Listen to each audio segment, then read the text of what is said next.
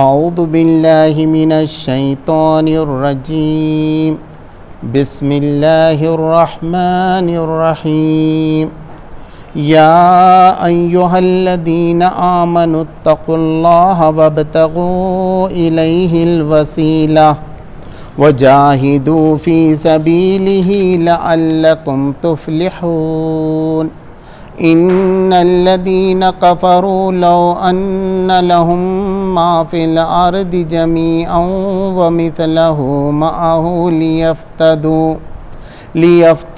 به من عذاب یوم القیامت ما تقبل منہم ولہم عذاب علیم صدق اللہ العظیم۔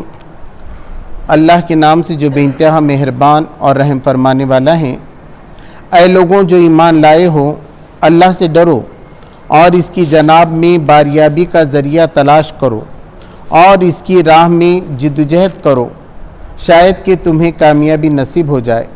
خوب جان لو کہ جن لوگوں نے کفر کا رویہ اختیار کیا ہے، اگر ان کے قبضے میں ساری زمین کی دولت ہو اور اتنی ہی اور اس کے ساتھ، اور وہ چاہیں کہ اسے فدیے میں دے کر روز قیامت کے عذاب سے بچ جائیں، تب بھی وہ ان سے قبول نہ کی جائے گی اور انہیں دردناک سزا مل کر رہے گی۔ وہ چاہیں گے کہ دوزخ کی آگ سے نکل بھاگیں، مگر نہ نکل سکیں گے اور انہیں قائم رہنے والا عذاب دیا جائے گا۔ اور چور، خواہ عورت ہو یا مرد، دونوں کے ہاتھ کاٹ دو، یہ ان کی کمائی کا بدلہ ہے اور اللہ کی طرف سے عبرتناک سزا۔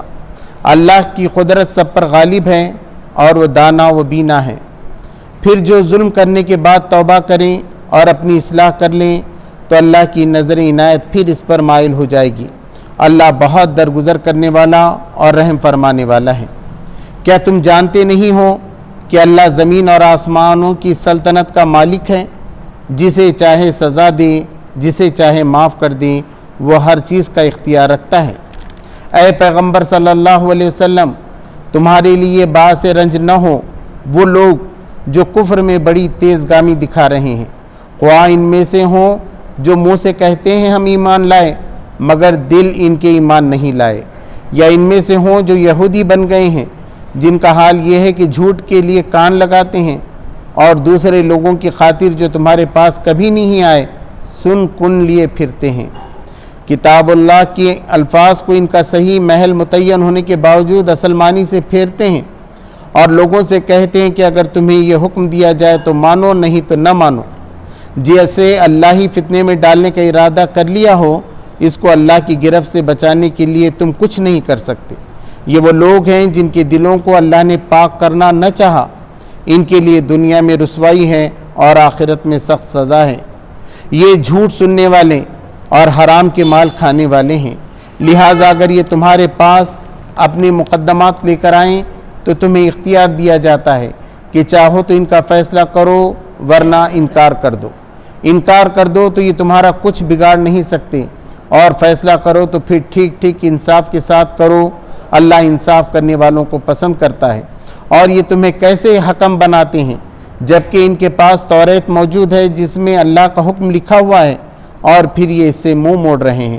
اصل بات یہ ہے کہ یہ لوگ ایمان ہی نہیں رکھتے۔ سچ فرمایا اللہ نے۔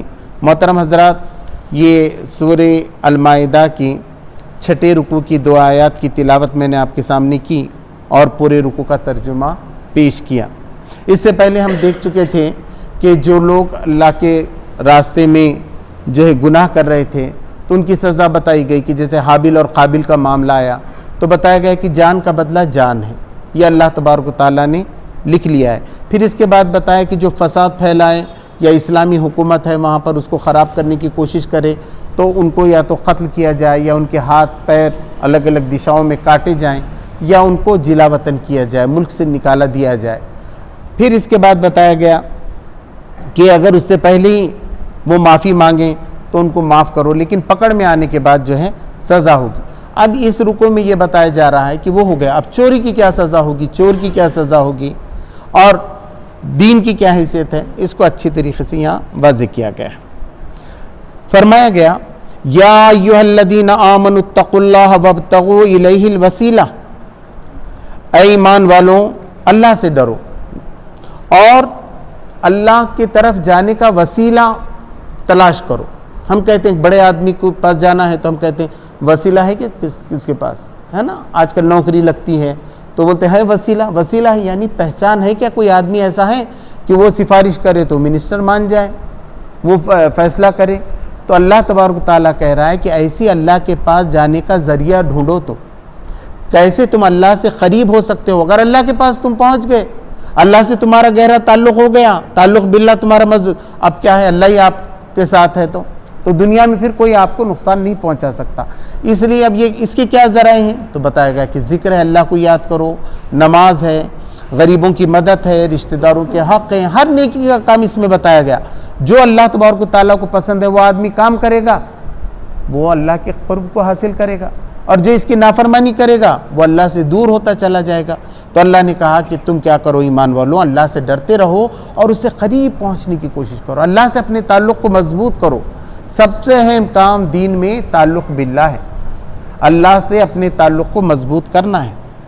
اس کے بعد فرمایا گیا وَجَاهِدُوا فِي سَبِيلِهِ لَعَلَّكُمْ تُفْلِحُونَ، اور جہاد کرو اللہ کی راہ میں شاید کہ تم فلاح پا جاؤ.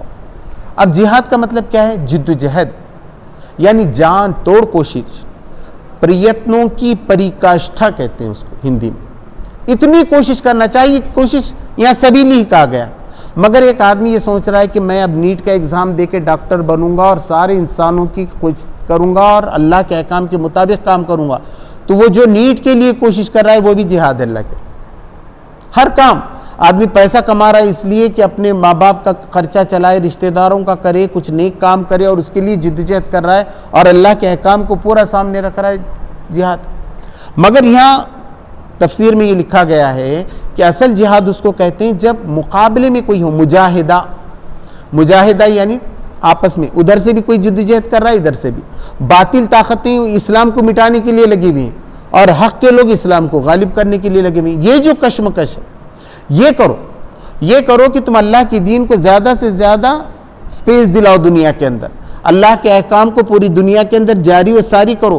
اس کے لیے جو بھی کوشش کرو گے تم، چاہے قرآن کو سمجھنے اور سمجھانے کا کام ہو، کوئی خدمت خلق کا کام ہو، برادران وطن سے ڈائلاگ کا معاملہ ہو، یہ سارے اللہ کی راہ میں جہاد ہیں، جد جہد ہے یہ. اور لوگ کیا سمجھتے ہیں جہاد یعنی اس میں تلوار آنا ضروری ہے نا. اس کو تلوار سے جو جہاد کیا جاتا ہے، جنگ میں جو جہاد کیا جاتا ہے اسے جو ہے نا تلوار کا جہاد کہتے ہیں. جہاد بالسیف، یعنی وہ جہاد بالسیف ہے، مگر ہر جدوجہد جو کی جائے وہ جہاد. تو یہ غلط فہمی ہے لوگوں کو، لوگ جہاد بولتے یہ سمجھتے ہیں کہ شاید کوئی جنگ لڑ رہے ہیں. وہ جہاد ہر اس کوشش کو کہتے ہیں جو بھلائی کو پھیلانے کے لیے آپ کریں گے، اللہ کی خوشنودی کے لیے آپ کوشش کریں گے. اور اللہ تبارک تعالیٰ نے کہا اس سے امید کی جاتی ہے، توقع ہے کہ تم کو جو اللہ تبارک تعالیٰ کے پاس کامیابی ملے گی. ان الذین کفروا، بے شک جن لوگوں نے انکار کیا، نہیں مان رہے ہیں، وہ محمد صلی اللہ علیہ وسلم کو نہیں مانتے ہیں، قرآن کو نہیں مانتے ہیں، آخرت کو نہیں مانتے ہیں.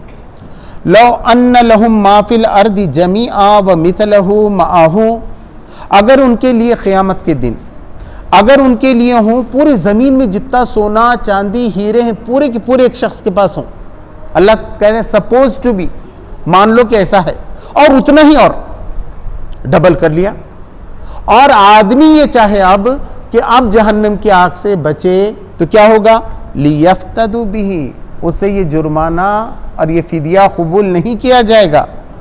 من عذاب یوم القیامہ، اگر وہ جہنم کے دردناک عذاب سے بچنے کے لیے دے، ما تقبل منہم، وہ ان سے قبول نہیں کیا جائے گا.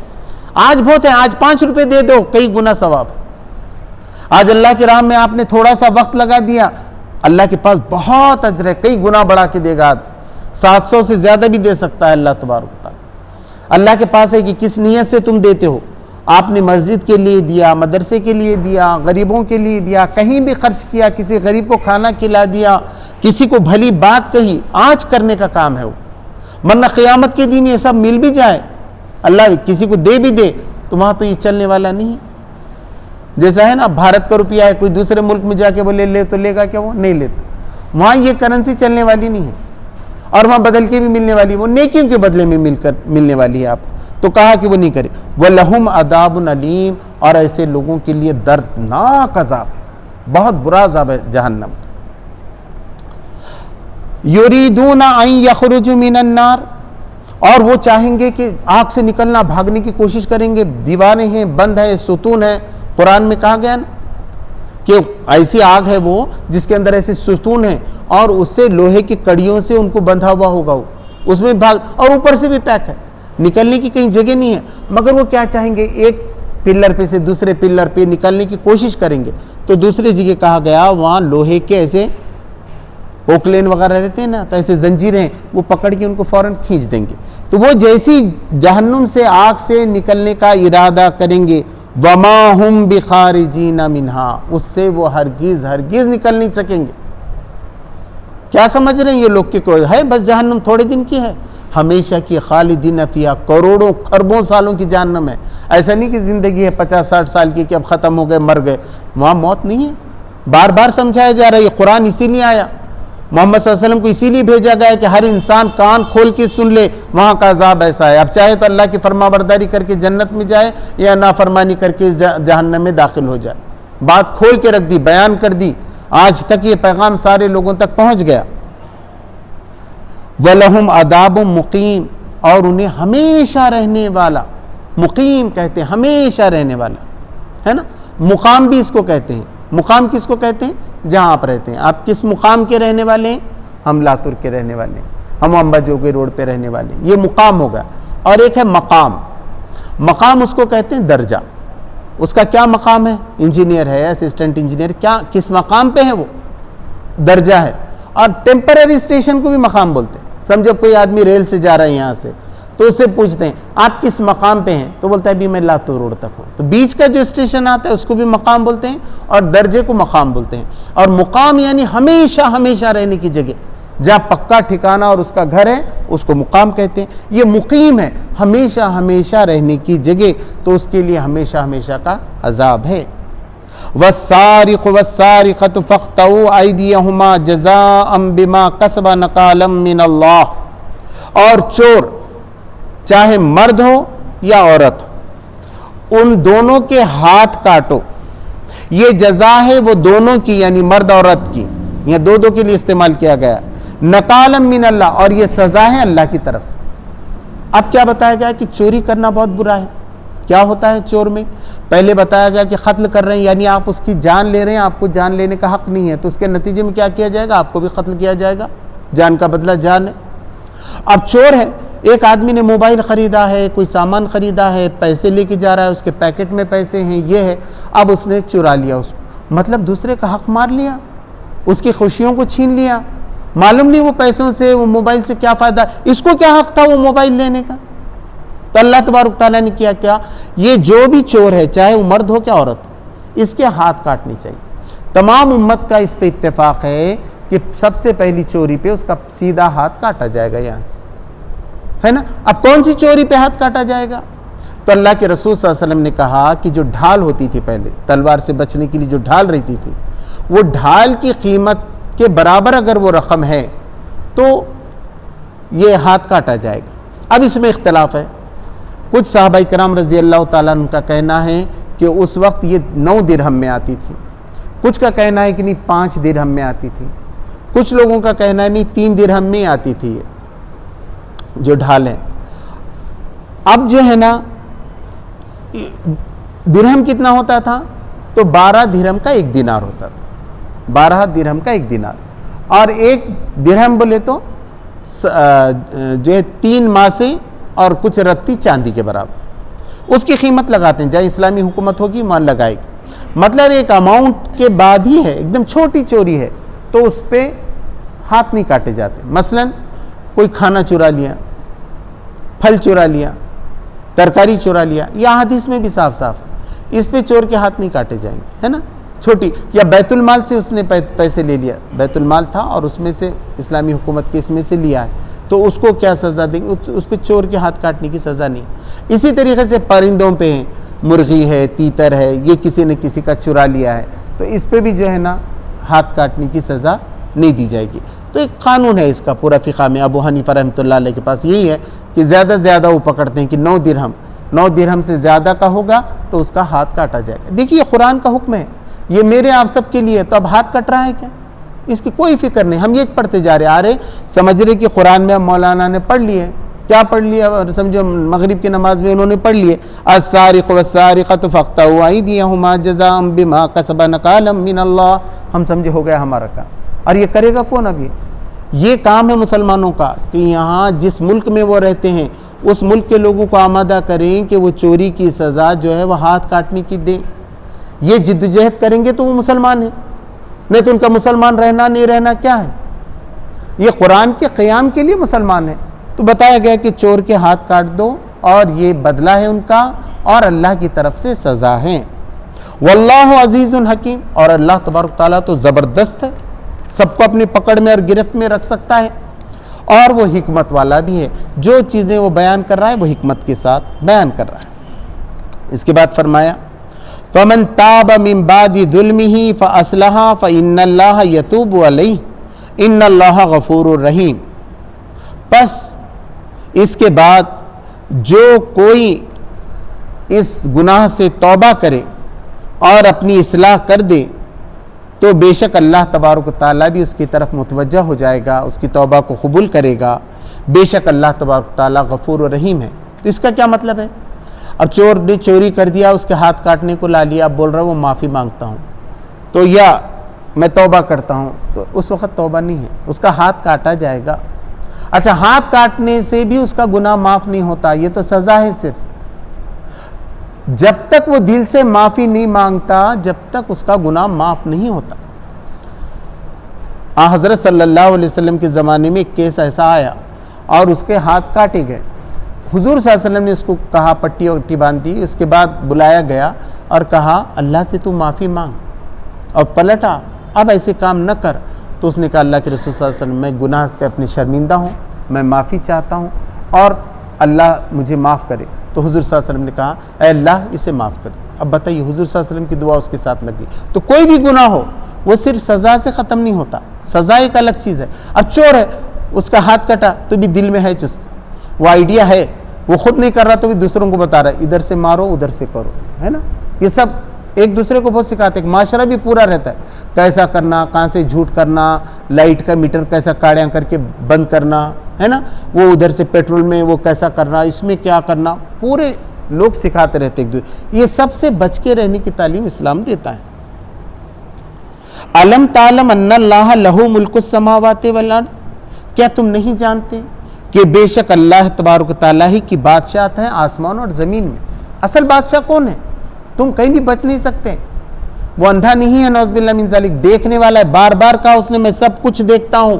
کسی سے تم بچ بھی گئے تو اللہ کی نظر سے تم ہرگز بچنے والے نہیں ہو۔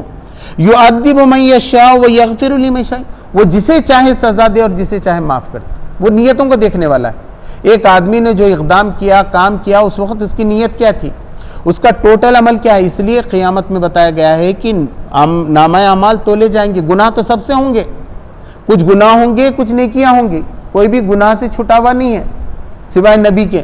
نبی جو ہے نا وہی جو پاک ہوتے ہیں سارے گناہوں سے، معصومان الخطا کہتے ہیں انہیں، مگر دوسروں سے خطا گناہ ہوتے ہیں۔ تو ایک طرف نیکی ڈالی جائے گی، ایک طرف بدی ڈالی جائے گی۔ جس کا نیکی کا پلڈا بھاری ہو گیا اس کے لیے، اور اس کے بعد اللہ تبارک و تعالیٰ کو پورے اختیارات ہیں، وہ نیتوں کو جانتا ہے، تو وہ جس کو چاہے گا معاف کر دے گا اور جس کو چاہے گا سزا دے گا۔ واللہ علی کل شیء قدیر، اللہ کو ہر چیز کی قدرت حاصل ہے، اس کو پورا پاور ہے، اس بات پوری قدرت ہے کہ جو چاہے کرے، وہ اللہ ہے۔ اسی لیے یا ایھا الرسول لا تحزنک الذین یسارعون فی الکفر من الذین قالوا آمنا بافواہہم ولم تؤمن قلوبہم۔ اے اللہ کے رسول صلی اللہ علیہ وسلم، آپ رنجیدہ نہ ہوں، غمگین نہ ہوں اس بات پر کہ جو لوگ کفر میں تیزی دکھا رہے ہیں، گامزن آگے ہیں، ایک دوسرے سے بڑھ رہے ہیں، اسلام کو نیچا دکھانے میں، اسلام کی بات نہیں ماننے میں، اپنے دل کی بات ماننے میں، اپنے لیڈروں کی بات ماننے میں بہت آگے ہیں، تو وہ لوگ آپ کو رنجیدہ نہ کریں، غم میں مبتلا نہ کریں۔ من الذین قالوا آمنا بافواہہم، چاہے وہ ان لوگوں میں سے ہوں جو مسلمان ہیں، زبان سے کہتے ہیں کہ ہم مسلمان ہیں، مگر ان کا رویہ ایسا نہیں، وہ سود سے پیسے لیتے بھی، سود سے پیسے دیتے بھی، ہے نا. کوئی وہ بولا میں تیرا کام کر دیتا ہوں، اتنے پیسے دے، وہ تیرے نام پہ کر دیتا ہوں، تو خوشی خوشی اس کو پیسے دے کے اپنے نام پہ بھی کرا لیتے ہیں. دوسرے لوگ بھی مشورہ کرتے، ایک صاحب ملے، صاحب ایسا ایسا کام کر کے دے رہے، دوسرے لوگ بھی اس کے ساتھ جاتے ہیں، ہے نا. یہ سب کر رہے ہیں. تو وہ زبان سے صرف کہہ رہے ہیں اللہ کے ایمان لائے، ہم آخرت پر ایمان لائے، عمل تو پورے کافروں کے جیسے ہیں، انکار کرنے والوں کے جیسے. مال دکھا کے لے لیا، حلال ہے حرام ہے وہ کچھ پتہ نہیں ہے، کمانے کی آئیڈیا ہونا بس ہمارے کو، ہے نا. تو پورے جیسے ہمارے برادران وطن کر رہے ہیں، دوسرے کر رہے ہیں، سب ان میں کوئی فرق نہیں. تو اس وقت بھی ایسے لوگ وہاں موجود تھے نبی صلی اللہ علیہ وسلم کے زمانے میں بھی، جو زبان سے کہتے تھے، انہی کو منافق کہتے تھے. جو زبان سے تو کہتے تھے ہم اللہ کے رسول صلی اللہ علیہ وسلم کے ساتھ ہیں، مگر اندر سے دل میں تھا یہ کیا آ گیا خواہ یہ شراب کا حکم، ارے پینا مزہ کر لینا، چلو ہم پی لیتے تمہارے ساتھ چھپ کے، ادھر پتہ نہیں چلنا، بس ختم، ہے نا. ہم یہ سب کام کر لیتے. تو اللہ کے رسول صلی اللہ علیہ وسلم کے زمانے میں بھی ایسا کرتے تھے. تو اللہ تبارک تعالیٰ نے کہا آمنا بافواہہم، وہ اپنے منہ سے تو ایمان کا دعویٰ کرتے ہیں، ولم تؤمن قلوبہم، مگر ان کے دل ایمان نہیں لائے. دل مانتے ہیں، دل مانتا ہی نہیں نماز پڑھنے کے لیے، دل مانتا ہی نہیں زکوٰۃ دینے کے لیے، دل مانتا ہی نہیں اجتماعیت سے جڑنے کے لیے، دل مانتا ہی نہیں امیر کا حکم ماننے کے لیے. دل اندر سے ہے، اصل ہے دل. اللہ تبارک تعالیٰ نے بولا یہ آنکھیں اندھی نہیں ہوتی جو تمہارے آنکھوں پہ، بلکہ وہ دل اندھے ہوتے ہیں جو تمہارے سینوں میں.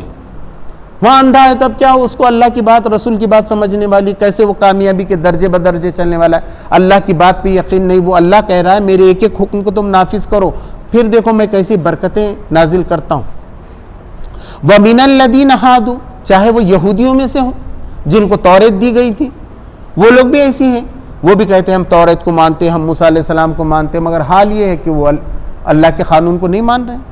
سماعون للکذب سماعون لقوم آخرین لم یأتوک، وہ جھوٹ کان لگا کر جھوٹ سنتے. ان کو تو یہ ہے اسلامی جماعت میں جو بہترین مسلمان کام کر رہے ہیں، وہ کان کا کوئی ایسا راز ملے کہ وہ ان کے دشمنوں کو جا کے بتا کے مسلمانوں کو پھنسا دیں. وہ سنتے اسی لیے ہیں، وہ اجتماعات میں اسی لیے شریک ہوتے ہیں، وہ مسلمانوں کی مجلسوں میں اسی لیے شریک ہوتے ہیں کہ کوئی ایسی بات کریں کہ کافروں سے ان کو پٹوا دیں، ان کو پھنسوا دیں. یہ ہو رہا تھا یہودیوں کے ذریعے سے اور منافقوں کے ذریعے سے. اور وہ جاسوسی کرتے ہیں، ہے نا. اب دیکھیے جاسوسی، انٹیلیجنس، یہاں بھی CID CBI ہے نا، تو وہ جاسوسی کرتے ہیں. صحیح جاسوسی بری بات نہیں، مگر وہ ایسی جاسوسی کرتے ہیں جو تمہارے پاس نہیں آتی، یہاں نہیں آتے، مگر اپنے ایجنٹ کو یہاں بھیج دیتے. اب وہ ایجنٹ آ کے پوری بات سن کے چلے جاتا تم.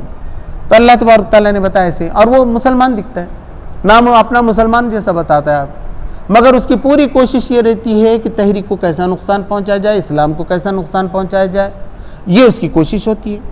یحرفون الکلم من بعد مواضعہ، اور وہ اللہ کے کلام کو اس کی جگہ سے ہٹا دیتے ہیں. اس کا متعین ہو گیا 5 وقت کی نماز ہے، اب بتایا گیا اقیم الصلاۃ کی نماز قائم کرو. اب پوری امت میں یہ اتفاق ہے کہ 5 وقت نماز ہوگی، 5 وقت مسجدوں میں نماز ہوگی. اب کچھ لوگ کیا بولتے معلوم ہے، یہاں صلاۃ بولے دل کی نماز ہے، دل کی نماز. اب بتائیے اب یہ دل کی نماز کہاں سے لا لیا آپ نے؟ تو ایسا بدلتے. تو یہاں ابھی بھی بدلتے لوگ، ابھی بھی بہت سے لوگ ہیں الگ الگ باتیں بتاتے ہیں قرآن پہ، حدیث کے بارے میں، ہے نا. وہ مانتے نہیں اس کو دل سے، بلکہ کچھ بہانے اس کے لیے ڈھونڈ لیتے ہیں. تو کہا کہ اس کی جگہ سے اس کے معنی کو ہٹاتے ہیں. یقولون ان اوتیتم ھذا فخذوہ، وہ کہتے ہیں کہ یہ باتیں بتائیں نا اگر محمد صلی اللہ علیہ وسلم تو تم لے لو، ہے ہمارے توریت میں بھی ہے، انجیل میں ہے، اگر یہ باتیں بتائیں تو تم سن لینا اس کو. وَإِن لَّمْ تُؤْتَوْهُ فَاحْذَرُوا، اور اس کے علاوہ کوئی حکم دیں حضور صلی اللہ علیہ وسلم، نئی بات بتائیں جو اللہ کی طرف سے آ رہی تو اللہ کی طرف سے تھی، تو کہتے تھے کہ پھر اس کو تم مت لو، تم اس سے بچو، وہ کام مت کرو. ابھی بھی ایسے کرتے ہیں لوگ. حالانکہ دین میں کیا ہے، اختلاف ہو سکتا ہے کہ یہ کام کرنا چاہیے کہ نہیں کام کرنا چاہیے، یہ تعلیم دینا چاہیے کہ نہیں تعلیم دینا چاہیے، مگر اس سے دشمنی نہیں ہونا چاہیے. آدمی دلیل کے ساتھ بات کرے، رائیں اپنی اپنی جگہ رکھے، مگر دوسروں کو اسلام کا دشمن نہ سمجھے.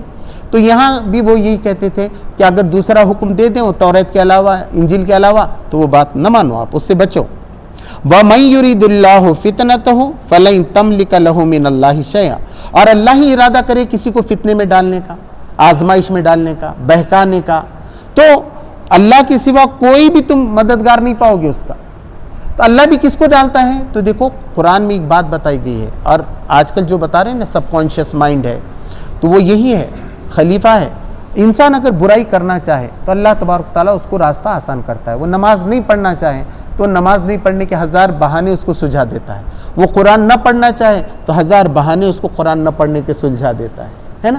کوئی بھی نیک کام نہیں کرنا ہے، ہزار بہانے ہی، اور نفس شیطان اس کا دوست ہو جاتا ہے دوسری جگہ کا، اور اس کو بہت اچھے اچھے بہانے بتا دیتا ہے۔ وہ بچتا ہے اللہ کے کام کو، حالانکہ اللہ کے دین کے کام کا بدلہ کیا؟ کوئی جماعت دیتی ہے، کوئی مسجد دیتی ہے، اللہ دینے والا ہے نا۔ تو اگر اس کو اللہ پہ بھروسہ ہے تو اللہ کے لیے کام کرتا رہے گا، اور بے شک اللہ اس کی مدد اس کو جو ہے کرتا رہے گا۔ مگر جو ایسا غلط کام کرنا چاہتا ہے اللہ اس کو فتنے میں ہی رکھتا ہے، اس کو کبھی راہ راست نصیب نہیں ہوتی۔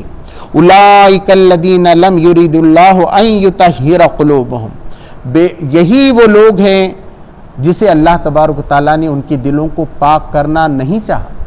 اللہ تبارک تعالیٰ نے کبھی بھی پاک نہیں کرے گا اللہ تبارک تعالیٰ ان کے دلوں کو۔ یہ وہ لوگ ہیں کہ ان کے دلوں کو اللہ تبارک تعالیٰ کبھی پاک نہیں کرے گا۔ شک و شبہات ہیں ان کو حضور کے بارے میں، قرآن کے بارے میں، اللہ کے بارے میں، جو شک لے کے اپنی دلوں میں پال رہے ہیں کہ یہ کامیابی کا راستہ نہیں ہے دنیا اور آخرت میں، تو اللہ تبارک و تعالیٰ ایسے لوگوں کے قلوب میں کبھی اصلاح نہیں پیدا کر سکتا۔ لہم فی الدنیا خزی، ان کے لیے دنیا میں بھی رسوائی ہے، ذلت ہے۔ ایسا نہیں کہ دنیا میں کامیاب ہو جائیں گے، تھوڑے دن تک چلتا ہے۔ آپ نے دیکھا نہیں رشیا نے کیسا کیا افغانستان پہ، امریکہ میں ہوا، ذلیل ہو کے نکل گئے وہاں سے، ہے نا؟ اب وہاں سے دوسرے وہاں کے لوگ جو ہیں وہ اپنا راج کر رہے ہیں۔ تو جو بھی ایسا غلط کام کرے گا دنیا میں اس کو رسوائی جھیلنی پڑے گی، اس کی انسلٹ ہوگی۔ لہم فی الدنیا خزی ولہم فی الآخرۃ عذاب ندیم، اور ایسے لوگوں کے لیے تو بہت بڑا عذاب، بہت بڑا عذاب ہے۔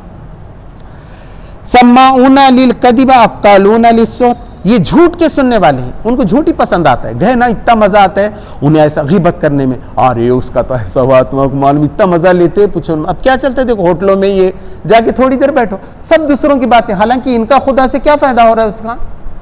بھئی سیاسی لوگوں کے بارے میں کرو، عام لوگوں کے بارے میں کرو، ایسا ہوا اس کی بیٹی کا، ایسا ہوا اس کے بیٹے کا، ایسا ہوا اس کا فلاں کا ہوا، پورا، اور جھوٹ اس کے اندر لگا کے مسالے۔ اب وہ دیکھا کہ نہیں دیکھا کہ اسلام نے یہ بولا اگر تم نے خامخواہ کسی پہ بہتان لگا دیا قیامت کے دن بہت بری بات ہے۔ بہت سوچ سمجھ کے کسی پہ انگلی رکھنا، دیکھیے کسی کے کیریکٹر ایک بار مشکوک ہو گیا، اس کا بہت بڑا پرابلم ہے نا۔ کسی بچی پہ دھبا لگ گیا، کوئی ایسا بدنام ہو جاتا ہے، بہت پرابلمس آتے ہیں۔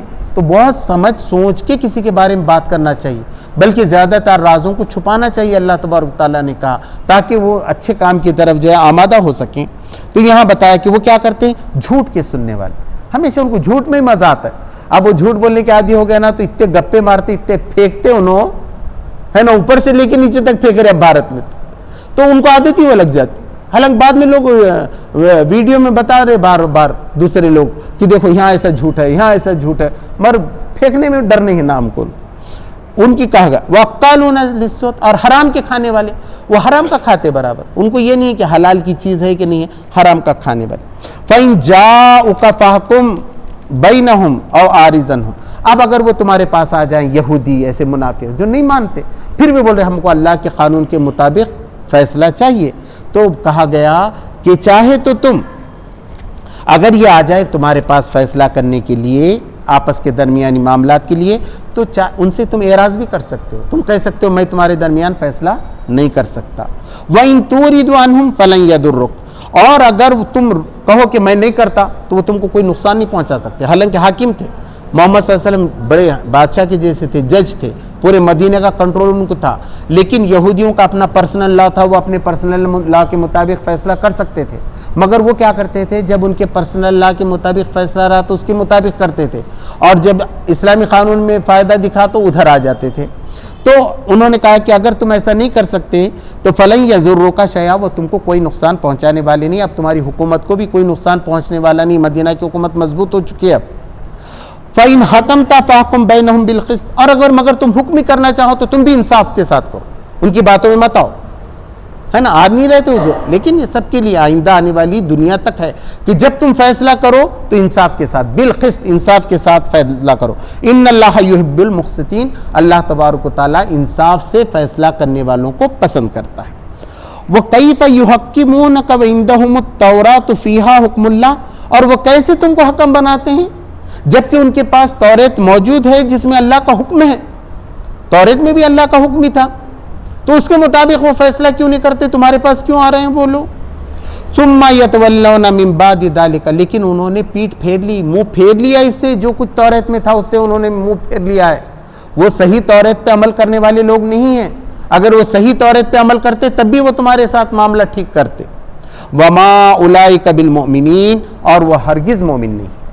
اب اس میں ایک قصہ ہے، وہ یہ ہے کہ یہودیوں کے ایک مرد اور عورت نے زنا کر لیا تھا، دونوں شادی شدہ تھے، تو ان کے پاس بھی اس کی سزا یہ تھی کہ رجم کیا جائے، اتنا پتھر سے مارا جائے کہ ان کی جان چلی جائے۔ انہوں نے سوچا توریت میں تو یہ ہے، ہم کو معلوم ہے پہلے سے، لیکن محمد صلی اللہ علیہ وسلم کے پاس جائیں گے، ہو سکتا ہے وہ کوئی دوسرا حکم کریں، لیکن ایسا تھا کہ محمد صلی اللہ علیہ وسلم کے پاس آنے کے بعد پھر جو فیصلہ محمد صلی اللہ علیہ وسلم کریں اسے ٹال نہیں سکتے تھے، یا کچھ اعراض فوراً کر سکتے تھے کہ اب کیا کریں اس کے سلسلے میں۔